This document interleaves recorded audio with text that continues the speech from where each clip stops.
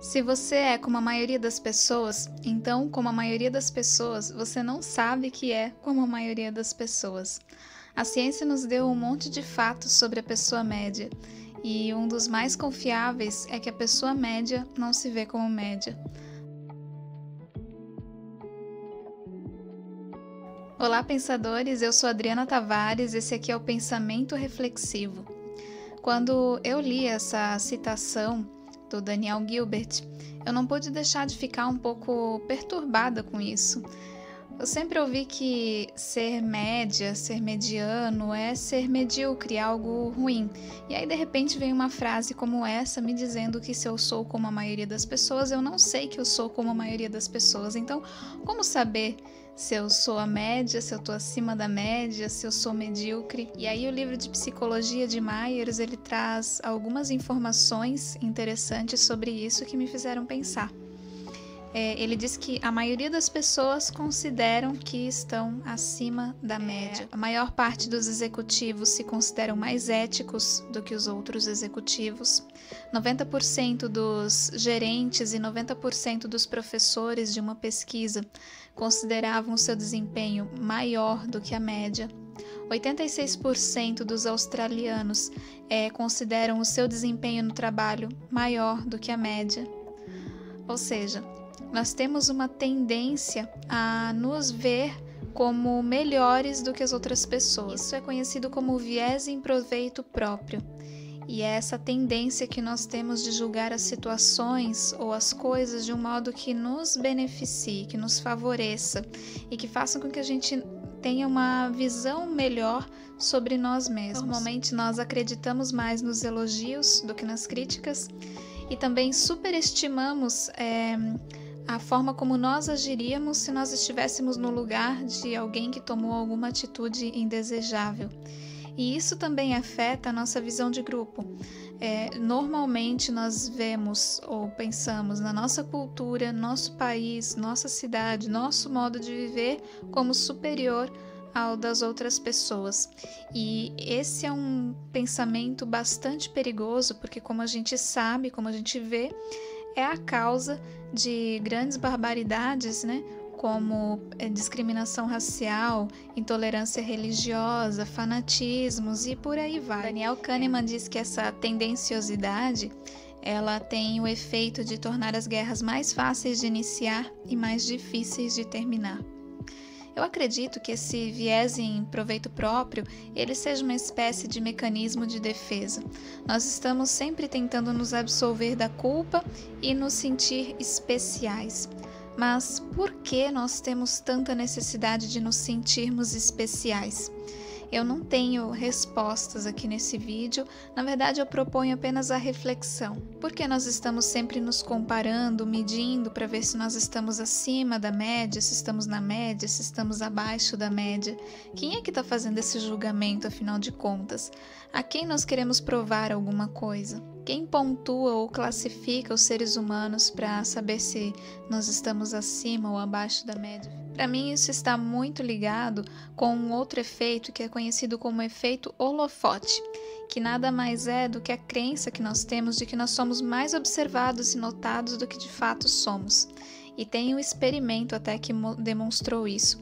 Foi feito numa universidade e, de forma bem simples, alguns estudantes foram orientados a vestir uma camiseta com uma estampa estranha. Esses estudantes, eles julgaram que aproximadamente 50% dos outros alunos iam notar que eles tinham trocado de camiseta. Mas, na verdade, o resultado foi que apenas 23% dos outros alunos notaram essa mudança. Ou seja, nós achamos sempre que tem mais pessoas nos notando, nos observando do que de fato há. Então, se eu acredito que está todo mundo me olhando, todo mundo notando o que eu estou fazendo da minha vida, é lógico que eu vou ter que fazer coisas para me sentir especial, para ser especial, já que está todo mundo olhando, está todo mundo observando. Mas como a gente viu, não é bem assim. As pessoas estão muito mais ocupadas prestando atenção em si mesmas e preocupadas com o que os outros estão pensando delas do que de fato formando opiniões ou prestando atenção em outras pessoas. E aí eu me pergunto, estamos tão empenhados em querer ser especiais, mas especiais para quê? Especiais para quem, afinal de contas? Essa necessidade de ser especial vem muito dessa crença de que nós estamos num palco sobre os holofotes e que tá todo mundo nos observando, quando na verdade todo mundo está no palco e muito poucas pessoas estão na plateia. A verdade é que por mais que a gente tente, nós nunca vamos ser especiais para todas as pessoas. E é claro que todo mundo é especial para alguém.